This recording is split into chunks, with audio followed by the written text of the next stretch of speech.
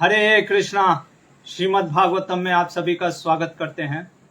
विशेषकर ऑनलाइन में जुड़े हमारे प्रभु और माताओं को प्रणाम। हरे कृष्णा। श्रीमद् भागवतम जब लिख रहे थे व्यासदेव, तो 7वें अध्याय के प्रथम स्कंद में हमने देखा था। व्यासदेव कहते हैं, यस्याम वैशूयमानायाम कृष्ण परमा पुरुष भक्तिरुत्पद्यते पुंस शोक मोह भयापह।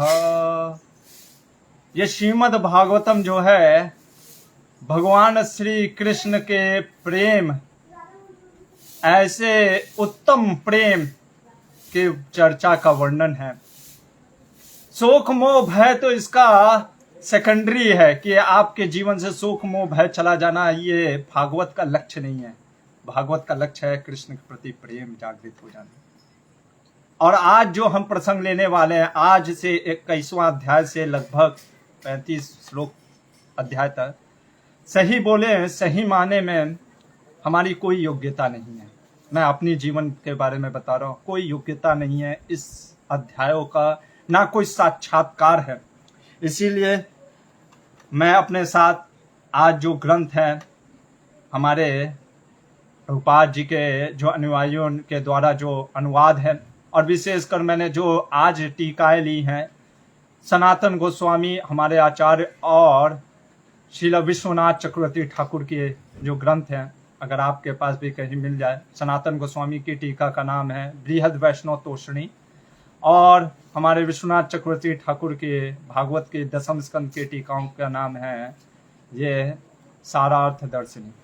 सिर्फ उन्हीं का एज इट इज मैं बोलूंगा, क्योंकि ये इतना उत्तम लीला है, उच्च स्तर की लीला है। वेणु गीत, जो कई गीत आएंगे इसमें हम देखेंगे, वेणु गीत, गोपी गीत, भ्रमर गीत, तो इन गीतों का वर्णन सर्वप्रथम, इसीलिए आज उन सभी गोप स्त्रियों को, आज जब मैं ये पढ़ रहा था तो मैं सोच रहा था स्त्री जाति, कई बार अक्सर लोग कहते हैं अरे स्त्री जाति क्या, अक्सर हम कमेंट कर देते कि कुछ नहीं है।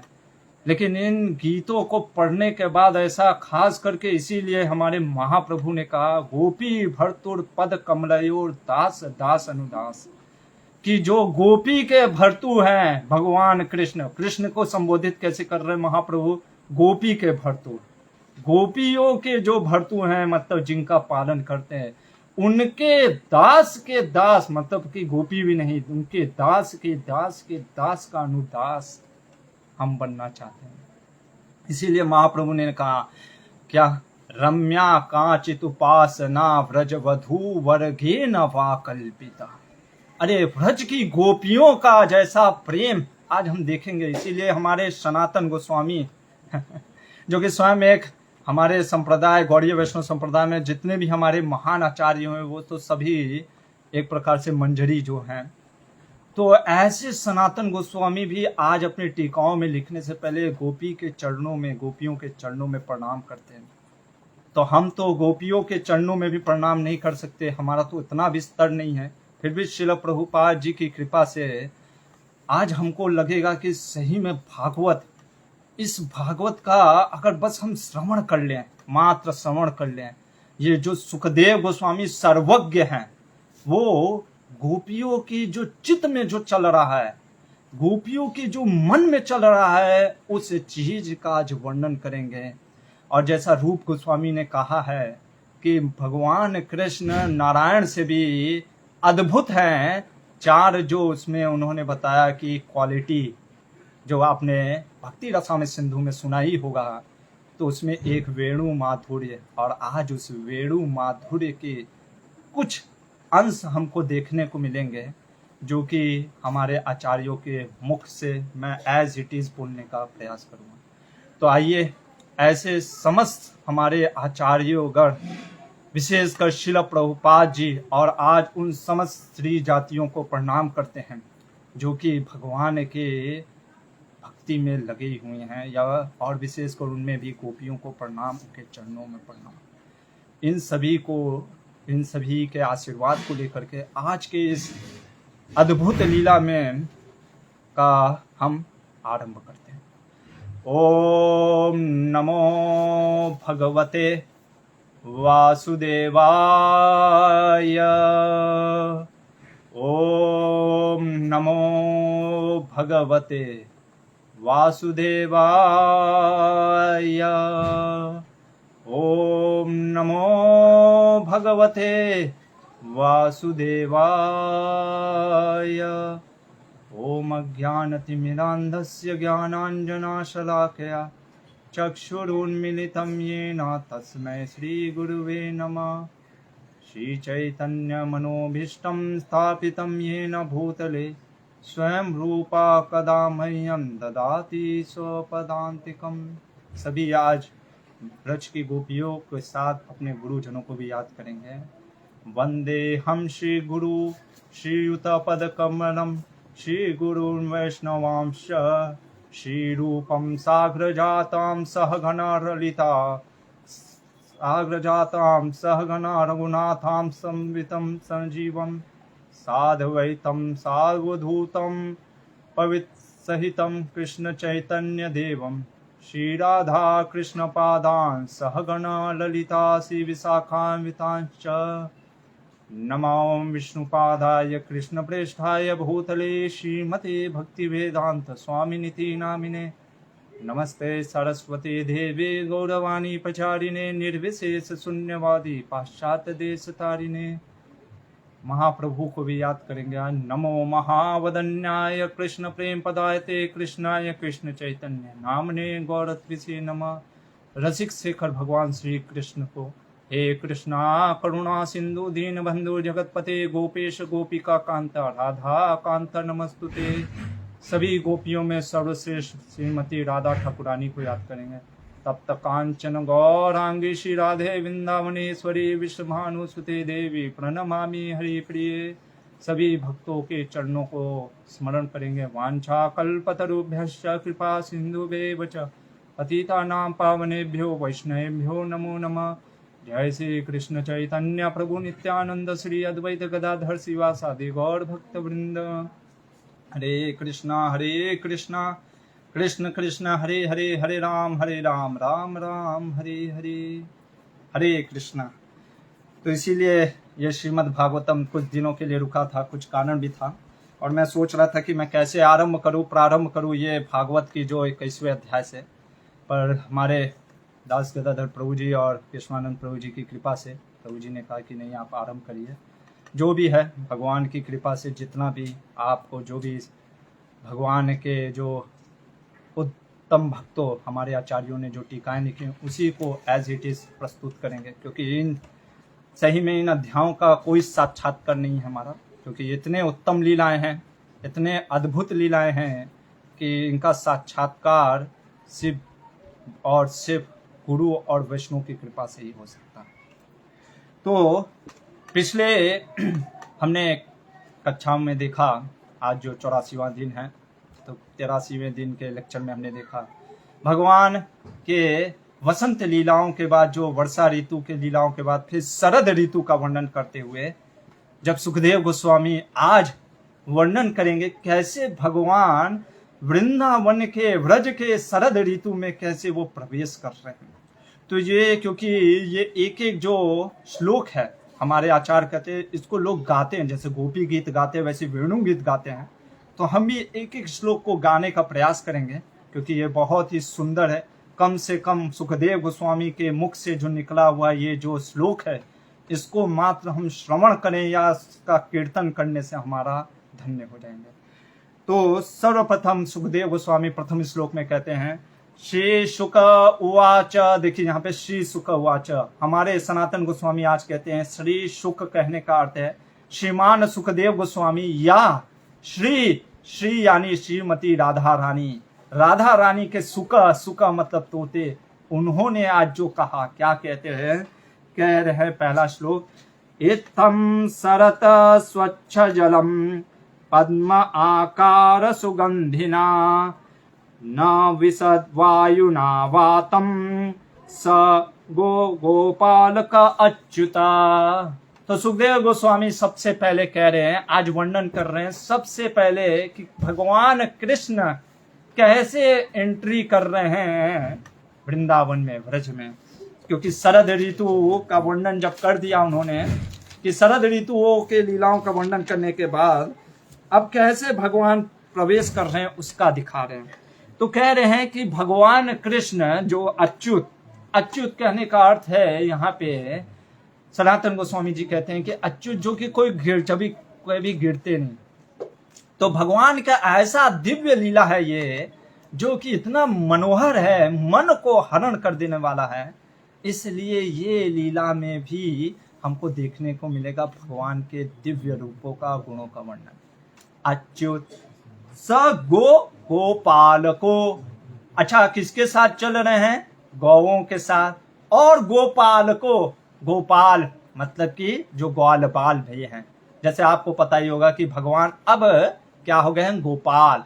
पहले वत्सपाल थे, लेकिन जब वो क्या हो जाते हैं, जब वो 6 साल पावगंड में जब वो एंट्री करते हैं तो फिर वो गोपाल, गोपाल नंदन, तो गोपाल हो गए। ऐसे भगवान जब एंट्री कर रहे हैं ब्रज में तो अपने ग्वाल बालों के साथ, तो ब्रज की जो महिमा है उसका वर्णन कैसे कर रहे हैं सुखदेव गोस्वामी। दूसरे श्लोक में देखिए कैसे बोल रहे हैं। कुसुमित वनराज सुस्मि भृंगा द्विजाकुला घोष्ट सरासरिन्महीध्रम मधुपति अवगाह्य चारयन् गा सह पशुपाल बल चक्षुकुज वेणुनम।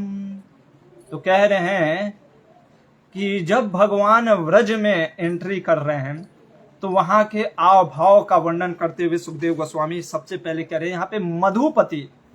मधुपति किसके लिए कहा गया? भगवान श्री कृष्ण के लिए।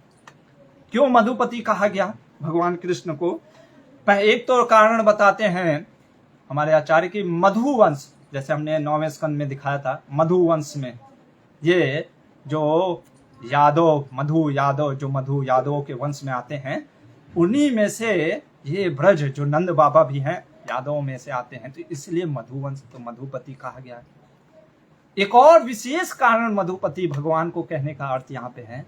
मधुपति इसलिए कहा जा रहा है भगवान को क्योंकि जो मधु, जो भगवान जो है वसंत, जैसे ऋतुओं में सर्वश्रेष्ठ है वसंत ऋतु, लेकिन जब भगवान जो ब्रज में एंट्री कर रहे हैं तो जो माहौल है, जो ऋतु है शरद ऋतु भी, वो इतना उत्तम और उत्तम हो गया है, मनोहर हो गया है कि पूछिए नहीं। मधुपति, जैसे मधु टपक रहा है, जैसे हनी होता है ना, हनी कितना स्वाद में अच्छा लगता है, वैसा वो मनोहर रूप है। और वर्णन कैसे कर रहे हैं? कह रहे हैं कि सरोवर, विशेषकर हमारे आचार्य कहते हैं जैसे यमुना का सरोवर, मानस गंगा, कुसुम सरोवर, कभी गोवर्धन परिक्रमा किए होंगे तो उस समय कुसुम सरोवर, मानसी गंगा आता है, तो उनके जो जल है वो इतने स्वच्छ हो गए हैं। शरद ऋतु में हम देखते हैं क्योंकि वर्षा ऋतु के बाद जल अपने आप स्वच्छ हो जाते हैं, तो उन स्वच्छ जो जल के सरोवर हैं उसमें कुसुम, जो कुसुम पुष्प हैं, जो कमल हैं, वो खिल उठे हैं। और उन कमल के सुगंध को जब हवा जो मंद मंद बहती हुई सुगंध को लेके जा रही है और उस पर भी भौरे गुनगुनाते हुए जो हैं कमल के ऊपर वो रस का पान कर रहे हैं। और कह रहे हैं यहाँ पे कि अब यहाँ पे देखिए सह पशुपाल बाल। अभी क्योंकि पिछले श्लोक में सुखदेव गोस्वामी ने कृष्ण का वर्णन किया, अब यहाँ पे कह रहे कि बलराम जी भी बल, इसलिए बलराम जी भी। और पिछले श्लोक में सिर्फ गोपाल गो कहा, ऐसा नहीं है कि सिर्फ गाय गई भगवान के साथ, इसलिए कह रहे हैं पशुपाल बल। क्या कह रहे हैं दूसरे श्लोक में? अगर हम देखें तो दूसरे श्लोक में पशुपाल बल कहने का अर्थ है कि पशु पालन करने वाले लोग, जवानी पशु में क्या क्या आ गए, भैंस आ गए, बकरी आ गए इत्यादि भी भगवान के साथ आज विचरण करने के लिए गए हुए हैं। तो यहाँ पे कह रहे हैं कि और भगवान अब क्या कर रहे हैं, एक शिला पे बैठ गए अच्छा, एक और चीज ध्यान देने वाली बात है, जब तक भगवान प्रवेश कर रहे हैं ना, और जब तक भगवान गायों का चारण करवा रहे हैं, तब तक बस वे बलराम जी और सारे ग्वाल बाल साथ में हैं। जैसे ही भगवान वेणु का आस्वादन यानी वेणु बजाना स्टार्ट करेंगे तो फिर वो अलग हो जाते हैं। कारण है, देखेंगे, क्योंकि गोपियों के लिए। तो इसलिए भगवान क्या किए, एक शिला पर जा करके बैठ गए और अपना जो दाहिना पैर है उसको बाएं पैर पे ऐसे रखते हुए अपने कमर से वेणु को निकालते हैं और उस वेणु को अपने अधरम मधुरम, उस अधर, भगवान का जो अधर, जो बिंब फल के जैसा जो लाल है, उस पे वेणु को रख करके बजाना प्रारंभ करते हैं। और जब बजाते हैं तो तीसरे श्लोक में सुखदेव गोस्वामी कह रहे हैं, तदा व्रज स्त्रिया आश्रुत्य वेणु गीतम स्मरोदयम काश्चित परोक्षम कृष्णस्य स्वसखीभ्य अनवर्णयन। जब भगवान ने वो वेणु को बजाना प्रारंभ किया ही, तो देखिए यहाँ पे कह रहे हैं कि परोक्ष भाव से, कहने का अर्थ है परोक्ष भाव क्यों बोल रहे हैं हमारे सुखदेव गोस्वामी, क्योंकि भगवान तो वन में हैं और गोपियां जो स्त्रियां हैं वो कहाँ हैं, वो तो वृंदावन में है, ब्रज में है। तो इसलिए जो चित्त में उनके आकृष्ट भगवान का जो मनोहर रूप है उसका वर्णन करेंगे सुखदेव गोस्वामी, क्योंकि सुखदेव गोस्वामी सर्वज्ञ हैं। इसलिए परीक्षित महाराज ने प्रथम स्कंद में ही बोला था, भगवान हे सुखदेव गोस्वामी, आप क्योंकि सर्वत्र जानते हैं, भगवान की उन सब अद्भुत लीलाओं का वर्णन जानते हैं, क्योंकि आप कोई साधारण नहीं है, आप स्वयं श्रीमती राधा रानी की ठाकुरानी के तोते हैं। इसलिए सुखदेव गोस्वामी को भी प्रणाम है कि उनके मुख से हम सभी को श्री गोपियों के जो चित्त में भगवान का वर्णन है वो हम देखने को प्रस्तुत होगा। और यहाँ पे कह रहे हैं स्वसखीभ्य, यानी भगवान की जो प्रियतम जो सखियां हैं वो अपने आप को रोक ना सकें।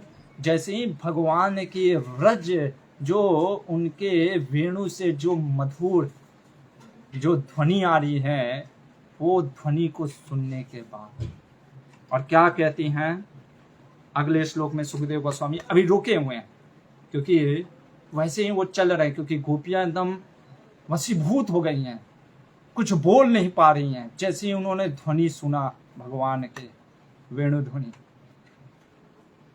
क्योंकि हमें किसी, शायद होगा किसी को, मैंने तो आज तक अभी तक भगवान का वो वेणु गीत, वो बांसुरी की मधुर ध्वनि सुनी नहीं है।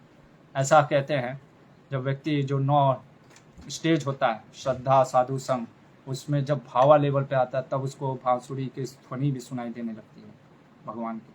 है ब्रज में आज भी ऐसे बहुत से महान लोग हैं जो भगवान की वेणु की ध्वनि सुनते हैं, अद्भुत है। हम बस श्रवण कर सकते हैं सुखदेव गोस्वामी के मुख से। चौथा श्लोक में सुखदेव गोस्वामी कह रहे हैं, तत्वर्णयो उमार अब्धा स्मरन्तव्य कृष्ण चेष्टितम नासकं स्मर वेगे विक्षिप्त मनस नृप। हे राजा परीक्षित, ने कृष्ण का मात स्मरण करने से, उनके जैसे चित्त में उन्होंने श्री कृष्ण का स्मरण किया। देखिए भगवान के मात स्मरण करने से गोपियों के मुख में कंठ जो है ना गदगद हो गया। जैसे भगवान महाप्रभु कहते हैं, नैनम गलदाश्रुधारया, कि कब वो समय आएगा जब हम भी हरि नाम का श्रवण करने मात्र से हरे कृष्णा कृष्ण कृष्ण हरे हरे हरे राम राम राम हरे हरे, नैनम से आंसू की धारा बहने लगेगी और जो कंठ है वो गदगद हो जाएगा। मात्र स्मरण, चित्त को स्मरण मात्र करने से, जैसे ही उन्होंने बांसुरी की आवाज को सुना गोपियों ने, और जैसे ही उनका चित्त गया भगवान के पर, मन में स्थित हो गया भगवान का चितवन, वो गदगद हो गए।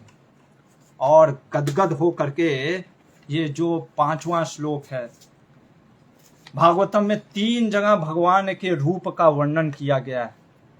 जैसे कि हम जानते हैं कि भगवान का रूप माधुर्य भी उत्तम है।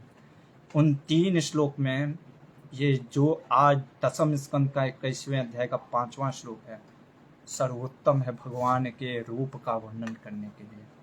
यही वो श्लोक है जो सुखदेव गोस्वामी आकर्षित हो गए हैं, आत्मा राम सुखदेव गोस्वामी आकर्षित हो गए भागवत का बैठकर श्रवण करने के लिए।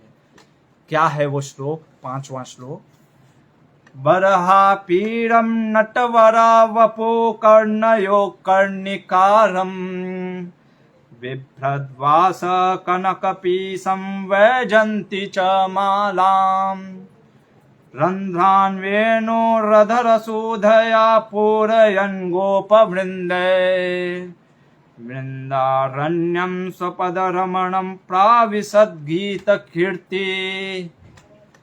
कि भगवान क्या वर्णन किया जा रहा है यहाँ पे, कैसे भगवान, क्योंकि ये चित्त में, जो उनके चित्त में भगवान का रूप बना गोपियों का, उस रूप का वर्णन कर रहे हैं सुखदेव गोस्वामी।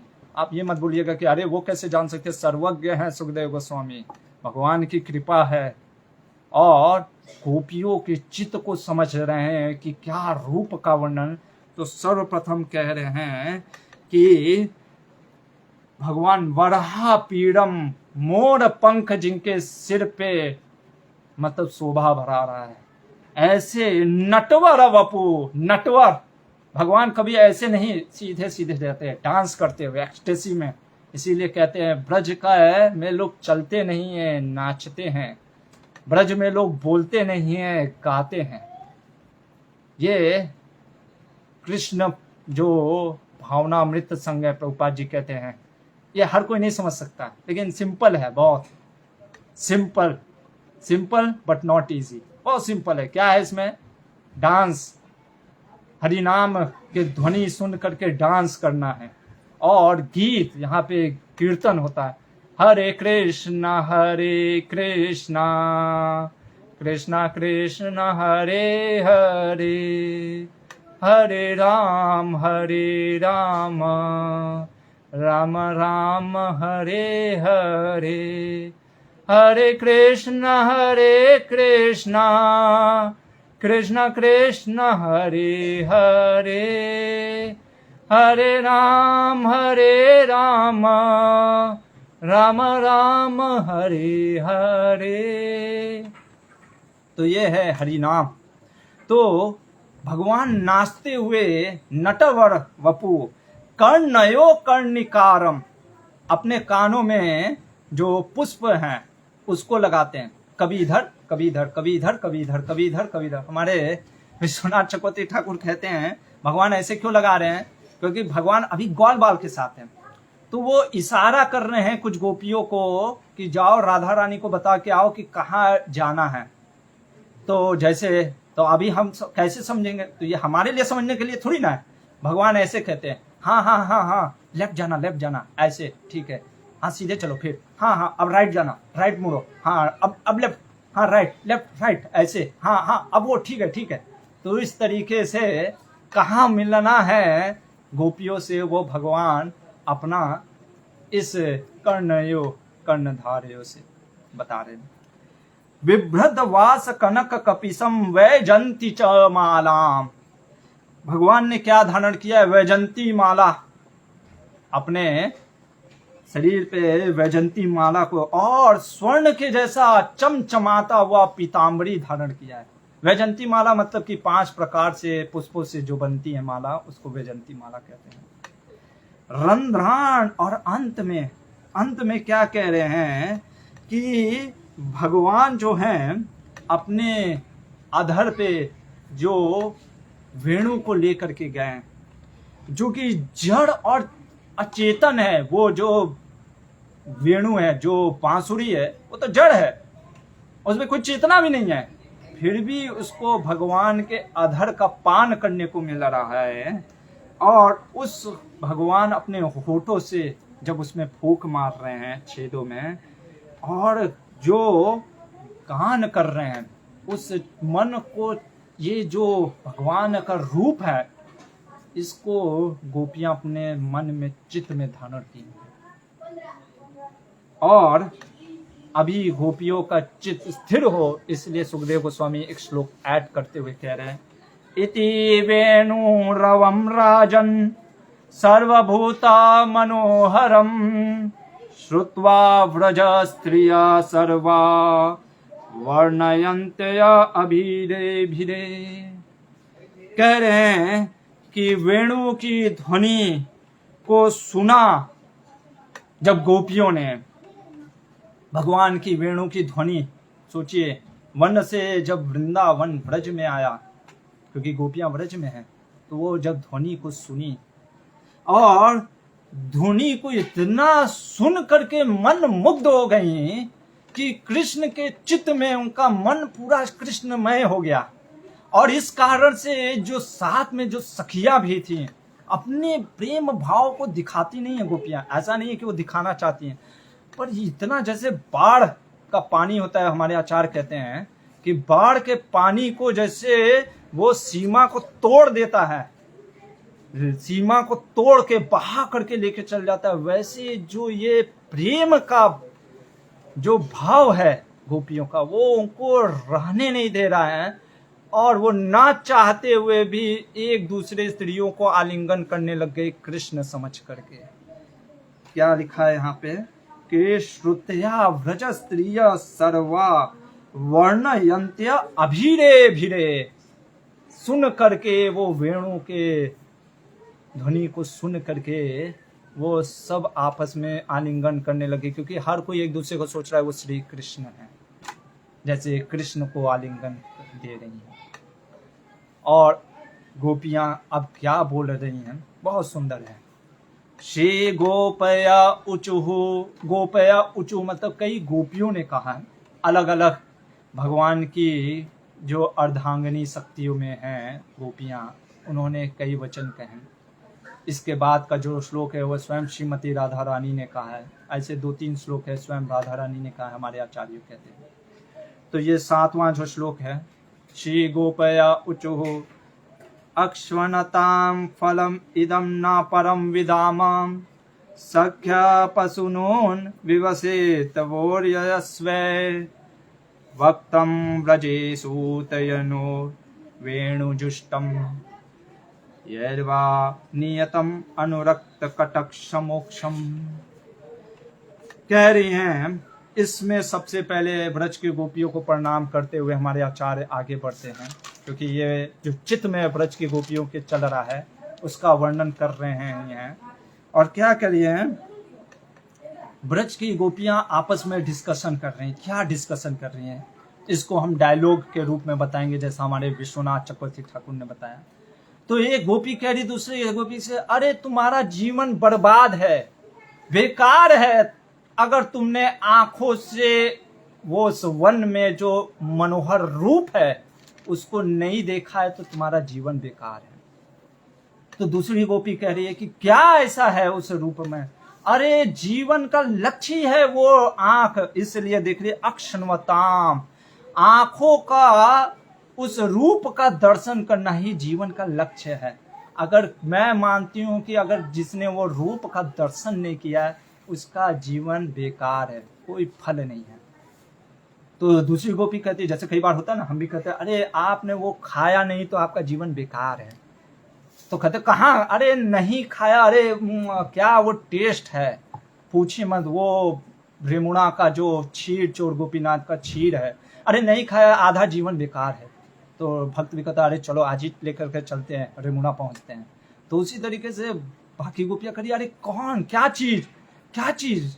तो कहती है कि ब्रजेश सूतयो, कि बलराम और कृष्ण को जो है क्या, अभी देखिए ब्रजेश सूतयो, अभी क्या बलराम जी ब्रज के सूत यानी नंद बाबा के सूत हैं। हमारे आचार्य कहते हैं हाँ इसलिए सूत कहा गया है क्योंकि स्वयं वसुदेव भी कहते हैं जब नंद बाबा उनसे मिलते हैं कि आपने जैसे मैं वो रोहिणी का नंदन जो बलराम जो मेरा पुत्र है उसको ऐसा प्रेम दिया है जैसे कि वो आप ही का पुत्र है। लेकिन गोपियां यहाँ पे क्यों कह रही हैं ब्रजेश सुतयो, क्योंकि वो अपने लाज शर्म के मारे छिपा रही हैं अपनी मनोभावना को। कैसे डायरेक्ट बोले कृष्ण के, तो इसलिए करिए कृष्ण और बलराम, पर उनका अंदेशा कृष्ण के ऊपर ही है। कह रही है जो कृष्ण और बलराम ने जो नृत्य कर रहे हैं और जो वेणु बांसुरी बजा रहे हैं, अगर उनको नहीं देखा, उनके रूप को नहीं देखा, तो ये आंखों का होना ना होना एक समान है। ये गोपियां कर रही हैं, इसलिए हमें भी प्रतिदिन भगवान राधा रमण जी का प्रतिदिन उनका क्या करना चाहिए, देखना चाहिए उन्हें। आगे क्या कह रही है 8वां श्लोक जो कि स्वयं श्रीमती राधा रानी कह रही है। चूत प्रवाल बरहस्तबक कोत्पलाब्ज माला अनुपीतक परिधान विचित्र वेशो मध्ये विरेज तुअलम पशुपाल गोष्ठयाम रंगे यथा नटवरो क्वच गायमानो। आगे कह रहे हैं, क्या कह रही हैं गोपियां कि मान लीजिए गोपियां कहे अरे ठीक है फिर क्यों जाना वहां पे, क्यों जा करके, क्योंकि हमको तो ऐसे ही जाने को नहीं मिलेगा और फिर ऐसी विडंबना स्थिति, कौन जाएगा, नहीं जाते, ठीक है छोड़ देते हैं, कौन जाएगा वहां पे। तो यहाँ पे गोपियां, दूसरी गोपी जो स्वयं श्रीमती राधा रानी कहती हैं कि अरे थोड़ा सा बस जो भगवान जो नृत्य कर रहे हैं, नटवरो कुछ गायमनो, और नाच रहे हैं और गा रहे हैं ग्वाल बाल के साथ, और कह रहे कि आल बालों का क्या अद्भुत अद्भुत उनका एक प्रकार से भाग्य कि वो भगवान के साथ नाच रहे हैं, भगवान का दर्शन करते हैं हमेशा, और तो और भगवान के साथ उस वेणु माधुरी में आनंद ले रहे हैं। हम तो कितना दूर हैं, हम तो यहाँ पे पड़े हुए हैं। इस प्रकार से कह रही हैं कि हमें चलना चाहिए, किसी प्रकार से भगवान के उस नृत्य को देखना चाहिए, एक बार देखना चाहिए, हमें चलना ही चाहिए। ये श्रीमती राधा रानी का भाव है कि वो भगवान से मिलने के इतनी आतुर रहती थी कि वो अपने आप को कभी रोक भी नहीं पाती थी। इसलिए अगले श्लोक में हम देखते हैं अन्य गोपियां क्या कहती हैं। गोप्या किमाचरदयं कुसमलस्म वेणुन् दामोदराधर सुधामपि गोपिकानां भुङ्क्ते स्वयं यद् वसिष्ठरसं हृदन्यो हृष्यतत्त्वच अश्रु मुमुचु तर्व यथा आर्या। कह रहे हैं यहाँ पे सुखदेव गोस्वामी 9वें श्लोक में। अब यहाँ पे एक दूसरी गोपी कह रही है वेणु के महत्व का वर्णन। अब यहाँ से मैं आपको बताऊंगा हर श्लोक में किसके बारे में बताया जा रहा है, वेणु का क्या बोल रही हैं। सबसे पहले बांसुरी के बारे में गोपियां कह रही हैं, गोप्या किमाच हृदयं कुशलम स्म वेणु दामोदराधर सुधाम अपि गोपिका नाम। दामोदर, भगवान का नाम दामोदर। कब से नाम दामोदर पड़ा, क्यों? क्योंकि भगवान को जब माँ यशोदा ने उदर में बांधा तो वो दामोदर हो गए।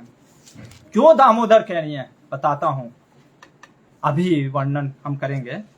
पहले कह रही हैं गोपियां यहाँ पे कि अरे ये बांसुरियों का, ये वेणु का सौभाग्य तो देखो क्या फल है। अरे स्त्रियां आपस में डिस्कस कर रही हैं, गोपियां करी इसने ऐसा क्या पुण्य किया, ऐसा क्या भाग्य है कि इसको भगवान का अधर का पान करने को मिल रहा है। आज इसको ये सौभाग्य देख करके अभी वृक्षों की माताओं को कह रही हैं, कौन हो गई, सरोवर, क्योंकि पानी वहीं से आता है ना, जैसे माता दूध देती है तो सरोवर का जो जल है जो कि बांस को सिंचित करता है, तो इसलिए कह रही हैं कि इनकी सरोवर जो माताएं हैं वो आज गदगद हो गई हैं। जैसे आदमी जब रोमांच हो जाता है ना तो जैसे रोंगटे खड़े हो जाते हैं ना, तो वैसे कह रही है कि सरोवर में गदगदपन होने के कारण कमल खिल गए हैं और अपने वंश में वृक्ष जो इनके वृक्ष जो कि अपने इस वंशज इस वेणु को सोच करके बहुत एकदम भाव विभोर हो जाने के कारण आंसू बहा रहे हैं। जैसे आप देखोगे पेड़ में कभी कभी कुछ पानी जैसा निकलता है तो वो कह रहे हैं कि आंसू बहा रहे हैं। और इसलिए दामोदर कह रही हैं, गोपियां कह रही हैं कि देखो ये दामोदर, भगवान दामोदर, यानी हम तो भगवान के दामोदर, जब वो दामोदर दाम उदर की जो लीला हुई थी उस समय से हम हैं भगवान के साथ, हमें आज तक भगवान के अधर का पान करने को नहीं मिला। पर ये जो है, अरे ये वेणु कब आया, जब भगवान गौचारण करने के लिए जाते तब से वेणु का हमारे आचार्य कहते हैं कि वो वेणु वादन करने लगे, उस समय से वो वेणु का भाग्य बदल गया। और तो और सबसे बड़ा दुष्टता तो देखो इसका, एक तो ये हमारा अधर है, हमारा धन है, जैसे दूसरे का धन चुरा लेना। ये वेणु को इतना शर्म नहीं है कि हमारा धन को चोरी कर लिया और ऊपर से अकेला पान कर रहा। चलो ठीक है, कोई और 2-4 लोग के साथ करो, जैसे मान लीजिए आपने पिज्जा चोरी कर लिया, ठीक है भाई, किसी 4-5 लोग के साथ बांट के खाया, नहीं अकेले खाया। एक तो मेरा धन, ऊपर से अकेले पी रहा, और तो और इतना ही नहीं, बज करके हम लोग को सुना रहा है कि देखो देखो मैं पी रहा हूं भगवान के अधर का पान, है तो रोक सको मुझे, हम लोग को चिढ़ा रहा है। अद्भुत है गोपियों का ये चित्त, जो चितवन है, कि गोपियां कह रही हैं कि ये वेणु का क्या ऐसा सौभाग्य है कि उसको भगवान के अधर का पान करने को मिल रहा है, जो कि वो हमारा संपत्ति है। आगे गोपियां, दूसरी गोपी कहती हैं कि वेणु के आवाज से क्या हो रहा है।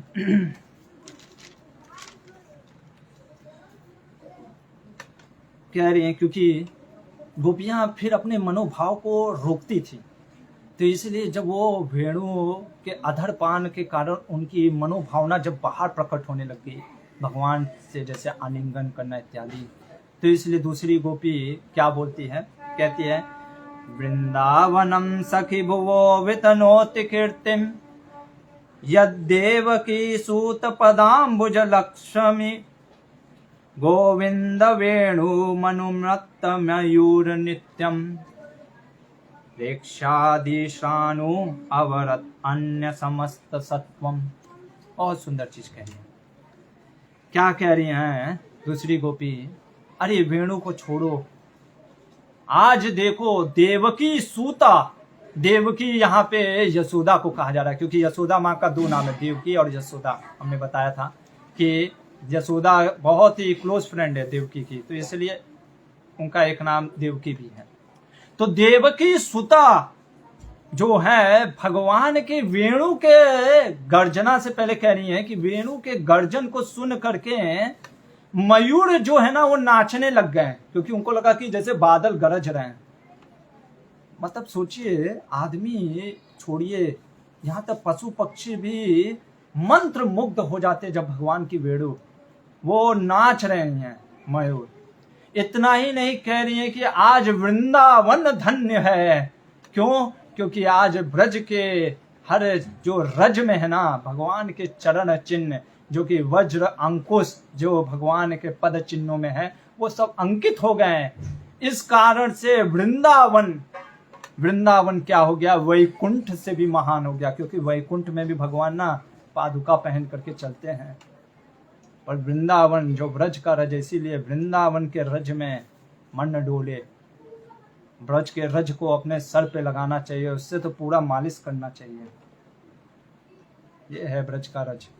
तो इसलिए कह रही है कि अरे उसको छोड़ो, वन, ये तो वन भूमि भी आज धन्य है, और हम धिक्कार है हमारा शरीर, हमें तो वो देखने को नहीं मिल रहा भगवान का।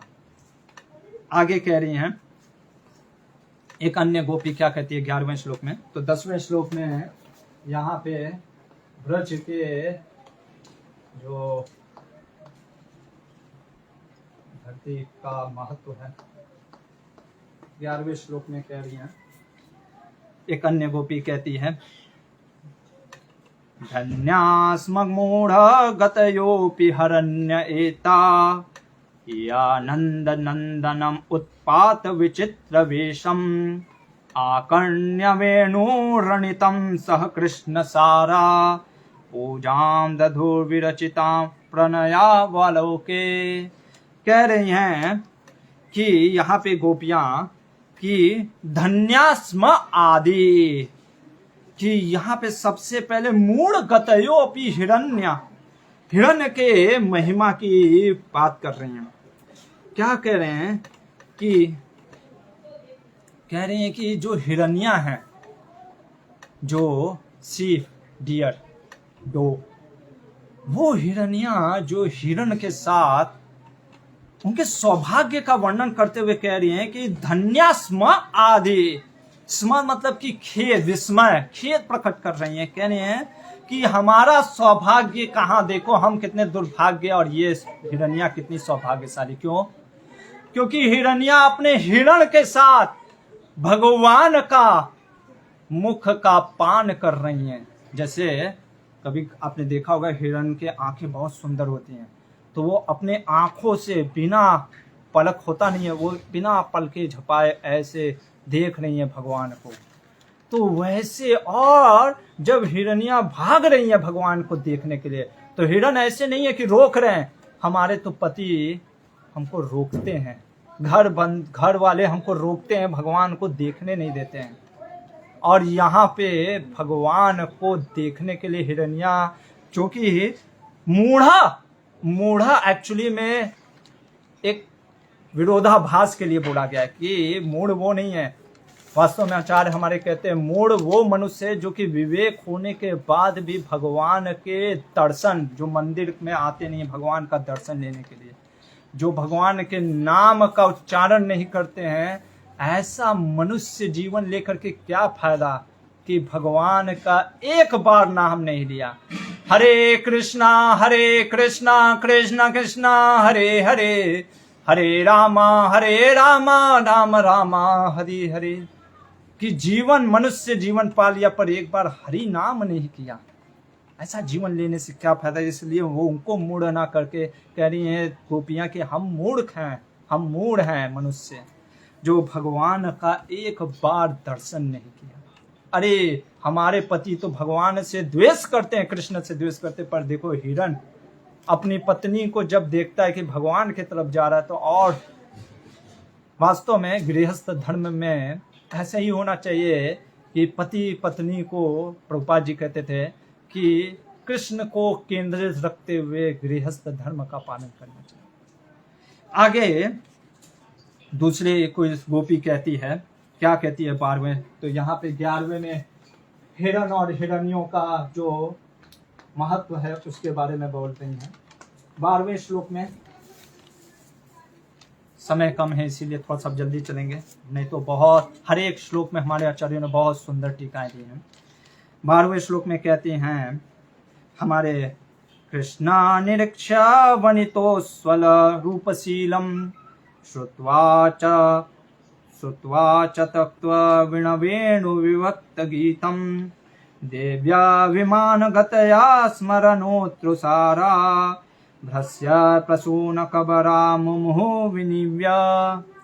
12वें श्लोक में यहाँ पे क्योंकि हिरनियों के चर्चाओं का विषय निकल गया, तो दूसरी गोपी कहती है कि अरे उसको छोड़ो, हिरण जो है, क्योंकि उसको फिर भी भगवान का स्मरण हो सकता है, क्योंकि वो ब्रज में जो रज है ना उस पे चलने के कारण तो उसको वो भाव प्रकट हो जा रहा है। पर वो तो देखो आकाश में, तो दूसरी गोपी आकाश में दिखा करके कहती है कि देखो देवियां जो जा रही हैं, देवताओं की पत्नियां अपने पति के गोद में हैं। कौन? देवियां, देवताओं के। और जब वो भगवान का, देवियां जब भगवान का रूप का वह जो वेणु बजाते हुए वो देखती, क्योंकि वेणु जब सुनी तो देखी कौन है, कहाँ से आवाज आ रहा है। और जब वो नीचे झांकी भगवान को, रसिक शेखर श्री कृष्ण को देखी, बस खत्म हो गई उसी समय। वो मूर्छित हो करके उनके जो केस से में से पुष्प गिरने लग गए और उनकी जो करघनी है वो ढीली होने लग गई और वो अपने पति के गोद में ही गिर गए मूर्छित होकर के, इतना प्रेम से उद्गत हो जाने के कारण। और तो और गोपियां कह रही कि अरे यहाँ तक तो ठीक है, उनके पति देवता भी ऐसा नहीं कि पर पुरुष श्री कृष्ण को देख करके कि अरे मेरी पत्नियां कृष्ण से कैसे प्रेम कर सकती है हमारी गोद में होते हुए भी नहीं, वो अपने आप को सौभाग्यशाली समझने लग गए। देवता कहने लगे अरे हमारा तो हृदय कठोर है हमारा हृदय कि हम भगवान को देख करके पिघल नहीं रहा है। जैसे दूसरे स्कंद में कहते हैं कि हरि नाम का, अगर हरि नाम, हरे कृष्ण कृष्ण कृष्ण हरे हरे, हरे राम राम राम हरे हरे, अगर हरि नाम बोलते वक्त हमारे आंख से आंसू नहीं बह रहा है ना, तो हमारा हृदय स्टील फ्रेम है, पत्थर का दिल है हमारा। तो वैसे ही कह रहे हैं कि हमारा हृदय तो पत्थर का है, लेकिन सौभाग्य है कि इन मेरी पत्नियों का, उनको अपने गोद में ले करके, उनको संभाल करके ही हम कुछ सेवा करके भगवान का उस प्रेम को प्राप्त कर सके। जैसे हमारा भी हृदय पत्थर है, भगवान के नाम से कुछ नहीं होता है, शायद गुरु और वैष्णव की सेवा करके शायद ये किसी दिन पत्थर पिघल जाए। तो ये है देवियों की महिमा का वर्णन करते हुए कह रही हैं ब्रज की गोपियां कि, और ये कह रही कि ये देवियां भी उतर नहीं सकती, क्योंकि देवता देवियां उतरते नहीं है ये भूमि स्थल पे, पर उनको भी देखो बस वो, लेकिन इतना सौभाग्य है कि कम से कम वो सुन करके भगवान का रूप का तो वर्णन, रूप को देख ले रही है, हम तो वो भी नहीं देख पा रहे हैं। और कहते हैं कि शायद विधाता ने किसी स्त्री को बनाया ही नहीं है भगवान का संग करने के लिए। क्यों? क्योंकि जब विधाता ने भी कृष्ण को बनाया ना, वो आश्चर्यचकित होकर के मंत्र मुग्ध हो गया। ये गोपियों का भाव है, ये प्रेम की भावना है। आप ये मत बोलना है कि भगवान को कोई बनाता है क्या, ये इसीलिए ये वृंदावन का प्रेम है। तो यहाँ पे उन पत्नियों को देख करके, अब यहाँ पे शायद भावों को बहुत ज़्यादा निकल गया, तो छिपाने के लिए गोपियाँ, दूसरी गोपी ने बछड़ों का महिमा का वर्णन करना स्टार्ट किया। तो यहाँ पे देवियों की महिमा का वर्णन किया 12वें श्लोक में। 13वें श्लोक में गाय और बछड़ों का वर्णन करते हुए कह रही हैं, गावश्च किर्णा कृष्णा मुख निर्गत वेणुगीता पीयूषमुद्भीत कर्णपुटे पिबन्त्या सावास्नुता स्तनपय कवलास्मतस्थुर गोविंदमात्मनि सा अश्रुकला स्पृशन्त्या। कह रही हैं 13वें श्लोक में कि अरे सिर्फ स्त्री जाति का महत्व नहीं है। देखो बछड़े और गायें जैसे ही भगवान का वेणु गीत सुनते थे ना, मधुर ध्वनि, तुरंत उनकी कहानी एकदम खड़े हो जाना। जैसे कभी होता है ना, आपने देखा होगा, हम भी तो, हमारे यहाँ गौशाला है, तो कभी गाय के कान को देखोगे, गाय कभी कभी अगर कुछ सुनना होता है तो खड़े हो जाते कान। तो वैसे कान गायों के खड़े हो गए अचानक से, जैसे ही उन्होंने वेणु की ध्वनि को सुना। और तो और जो बछड़े, जो कि बहुत नवजात बछड़े 3-4, जो कि सिर्फ और सिर्फ माता के दूध के बिना कुछ जानते नहीं, तो वो अपना मुख लगा करके माता का दूध पी रहे होते हैं। अचानक से जैसे ही गाय ने ध्वनि सुना वेणु की, अपने आप स्तन से दूध की धारा, क्योंकि वात्सल्य भाव बढ़ गया ना। इतना ही नहीं, हमारे आचार्य कहते हैं यहाँ पे सिर्फ वात्सल्य भाव नहीं है, देखो बछड़े भी जैसे दूध पी रहे थे, अचानक से आपके मुंह में पानी का पूरा, आप थोड़ा थोड़ा पी रहे थे, फिर पाइप से फोर्स से आ गया पानी, तो कैसे होगा? तो वैसे दूध का पूरा बौछार आने लग गया, और बछड़े भी इतने आश्चर्यचकित, ऐसा भाव हो गया, इतने स्तंभ हो गए हैं कि ना तो मुंह से उगल रहे हैं, अरे आपके मुंह में ज्यादा हो गया, या तो आप पियोगे और या तो उगल दोगे, ना तो वो उगल रहे हैं और ना तो वो निगल रहे हैं। ऐसे करके बस बछड़े भी मुंह में स्तन, अपनी माँ का, गाय का स्तन लगा करके ऐसे बैठे हुए पी रहे हैं। ये है वेणु गीत की महिमा। बछड़े और गाय कह रही हैं कि ये बछड़े और गायों की महिमा तो देखो, हे हम तो कुछ नहीं है। वास्तव में अपने आप को हीन भावना से देख रही हैं गोपियां। वैसे गोपियां तो इससे भी उत्तम है। आगे कह रही हैं 14वें श्लोक में, प्रायो प्रताम विहगा मुनयो वनेस्मिन् कृष्णे शितं तदुतितं कलवेणुगीतम् आरुह्य द्रुम्भ भुजान् रुचिर प्रवालान् शृण्वन्ति मीलितरिष विगत हन्यवाच। मान लीजिए गोपी का, अरे उनको भी छोड़ो, वो तो भगवान तो स्वयं घास खिला रहे हैं, स्वयं भगवान उनको पानी पिला रहे हैं, तो क्यों नहीं प्रेम में वो गदगद होंगी। आप भी गाय को खिलाइए, देखिएगा गाय को अगर आप कभी हाथ फेरे, घास खिलाइए, वो गाय आपके तरफ ऐसे आकर के मुंह करती है, प्रेम करती है। वो तो गाय हैं। यहाँ पे कह रही हैं कि पशु पक्षी का व्यवहार देख करके आश्चर्य होता है। प्रायो बताम मुनयो। अब आप कहेंगे यहाँ पे बताम मतलब कि अम्बा, अरे माँ के सब क्यों कह रही है? मतलब एक दूसरे को कह रही है हाय अम्मा हाय। जैसे होता है ना, कई बार हम जैसे स्त्रियां भावुक में हो करके जब रोने लग जाती हैं तो माँ को याद करने लग जाती है। कल मदर्स डे भी था, तो उसी तरीके से यहाँ पे स्त्रियां, जो गोपियां अपने एक दूसरे को माँ कहते हुए बोल रही कि हाय। अरे पशु पक्षी भी ऐसा लग रहा है जैसे मुनि के जैसे। क्यों? क्योंकि सब कुछ, जैसे सब पक्षी की बात नहीं हो रही है, मयूर, कोकिल और आपके ये हो गए सुक, तोता, इन सबको कुछ अन्य को छोड़ करके, क्योंकि ये सब जो पक्षियां हैं ना, मयूर जैसे नाचने लग जाता है, कोयल कू कू आवाज में गाने लग जाता है, सुक तोता भी, मिट्ठू भी जो है वो भी बोलने लग जाता है। एक्चुअली में हमारे आचार्य कहते हैं ये मयूर, सुक और तोते ना, ये सब भक्त शिरोमणि हैं। क्योंकि भक्त जो होता है ना, जैसे ही भगवान का कीर्तन सुनता है, हरे कृष्णा, तो वो नाचने लग जाता है। और कुछ देखोगे आप, कुछ लोग बाहर के लोग बस ऐसे ही सुनते रहते हैं। तो चाहे कर्मी हो, चाहे योगी हो, चाहे ज्ञानी हो, सिर्फ एक भक्त होता है, जैसे ही वो भगवान का विग्रह देखता है और भगवान का श्रवण करता है, वो नाचने लग जाता है। इसीलिए महाप्रभु ने ये चीज हमें दिया है कि बस क्या करना है। प्रभुपाद कहते थे dance, take prasadam, take rest, again dance, eating, sleeping and dancing. यही चीज है कि भगवान को, भगवान के कीर्तन में नृत्य करना चाहिए, इसलिए नृत्य करना चाहिए। इसलिए प्रभुपाद जी ने ऐसा हमें दिया है कि हम कीर्तन करते हैं तो नृत्य करते हैं, क्योंकि ये भक्त का, क्योंकि ब्रज में सब कोई नृत्य करता है, ये ब्रज प्रेम है।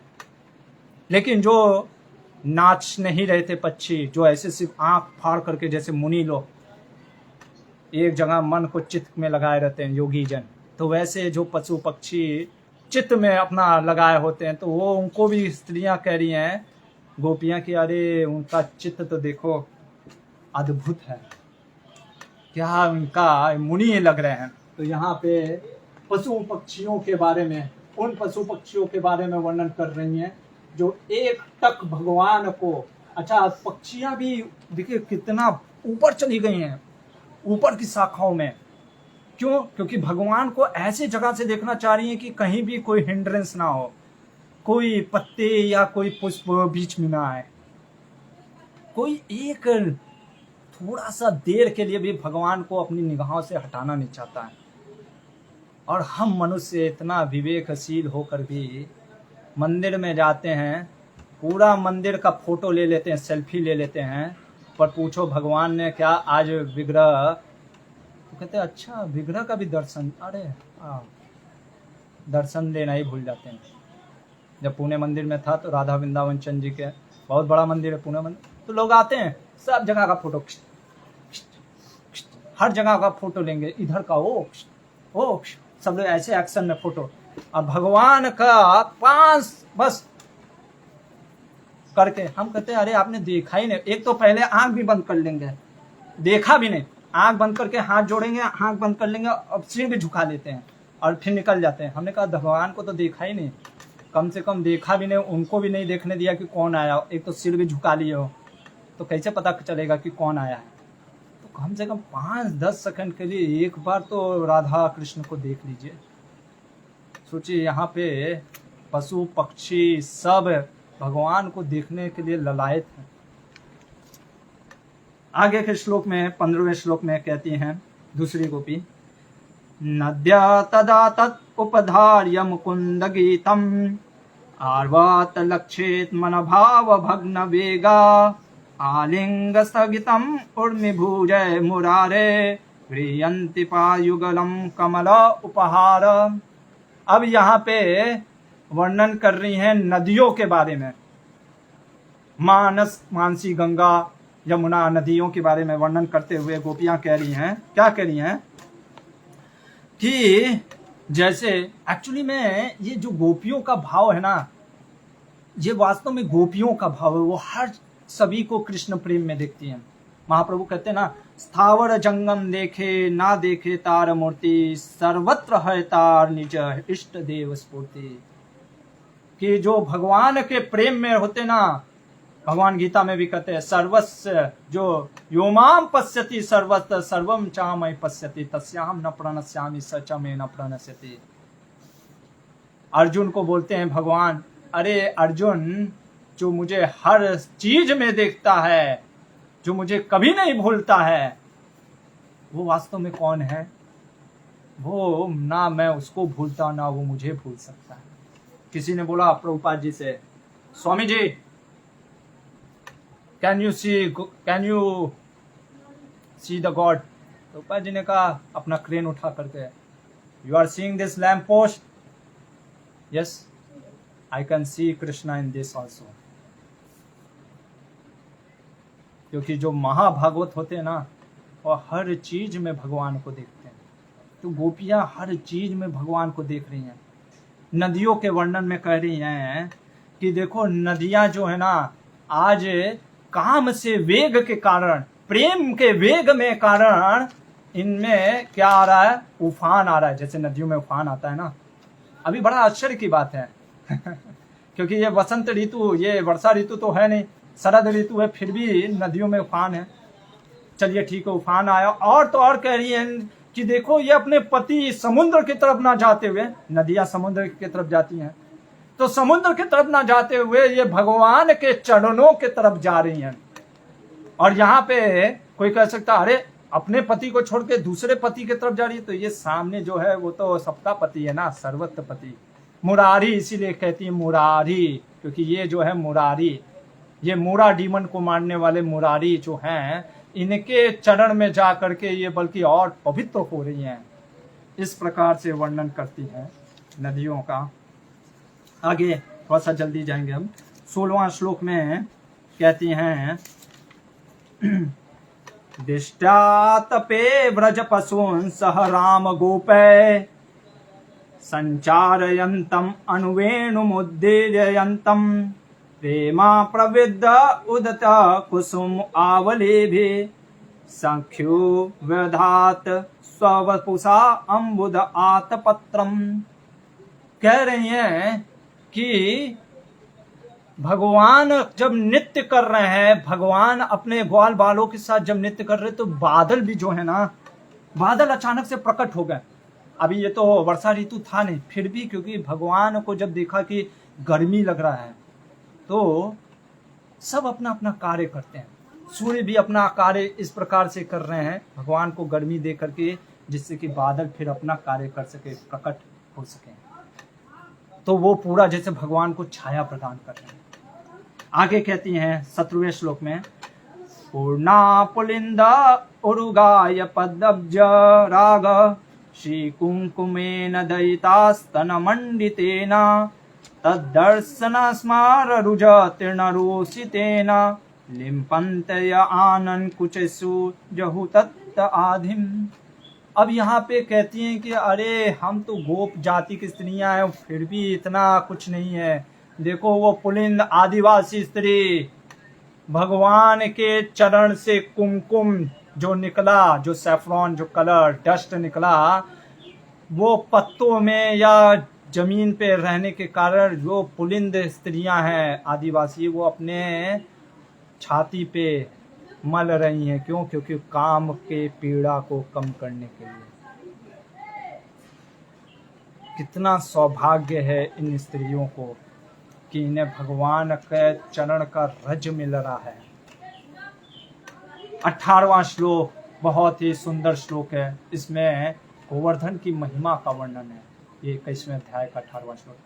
ये स्वयं श्रीमती राधा रानी ने बोला है, गोवर्धन के बारे में कहा है, अंतम अहियद्रिय बला हरिदास वर्यो यद राम कृष्ण चरणा स्पर्श प्रमोदमा मानम तनोते सह गो गणयोस्तयोर्यत् पानीयसूयवस कंदर कंद मूले।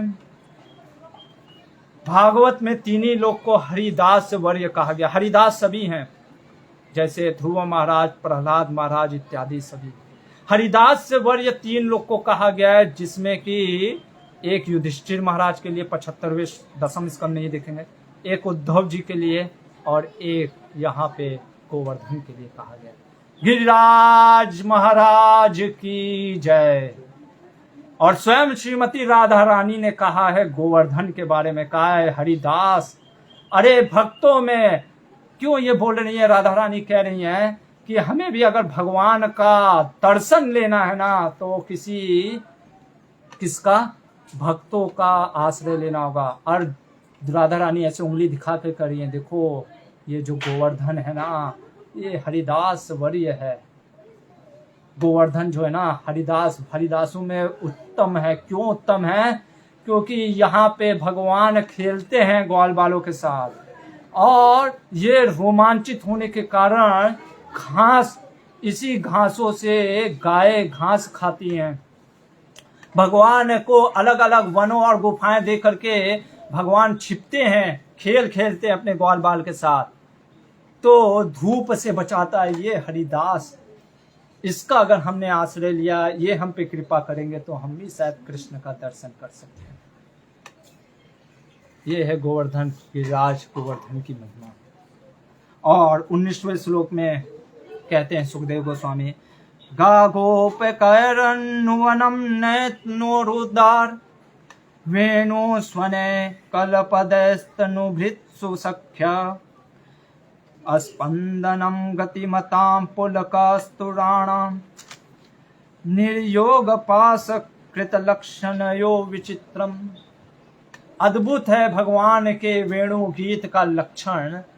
जो चल नहीं सकता वो अचल हो गया, और जो स्थिर होता है वो चलने लग गया, यानी पहाड़ पर्वत इत्यादि वो पिघलने लग गए भगवान के वेणु गीत से। और जो नदियां हैं वो स्थावर, मतलब कि एकदम स्थित हो गए, जैसे एकदम स्टन हो जाना। ये भगवान के वेणु गीत का अद्भुत, जो महान कह सकते हैं महात्म्य। और अंतिम जो इस अध्याय के श्लोक में सुखदेव गोस्वामी कहते हैं, एवं विधा भगवते या वृंदावनाचारिणां वर्णयन्त्यो मिथो गोप्या क्रीणा तत्मयतां ययु। कि इस प्रकार भगवान के लीलाओं का जो चित्त में, जो गोपियों के मन में चित्त में चल रहा है, उनकी सखियां, प्रियतम सखियां जो हैं, उनका वर्णन सुखदेव गोस्वामी वर्णन करते हुए कह रहे हैं कि वो भगवान इस प्रकार विचरण कर रहे हैं और अनेक प्रकार की लीलाएं कर रहे हैं। और वेणु गीत, जो वेणु बजाते हुए जो स्त्रियां, जो गोपियां हैं, वो पूरी तरीके से भगवान में उनका मन लग गया, रमण हो गया। तो ये है भगवान के जो वेणु गीत हैं, जिसका जो हम देखेंगे अध्याय, वो तो इससे भी उत्तम लीला है, चीर हरण लीला, जिसमें भगवान वस्त्र हरण करेंगे, गोपियों का चीर हरण करेंगे, वो हम देखेंगे। यहीं पे रुकते हैं। हरे कृष्णा। ग्रंथराज श्रीमद् भागवतम की जय। श्रील प्रभुपाद की।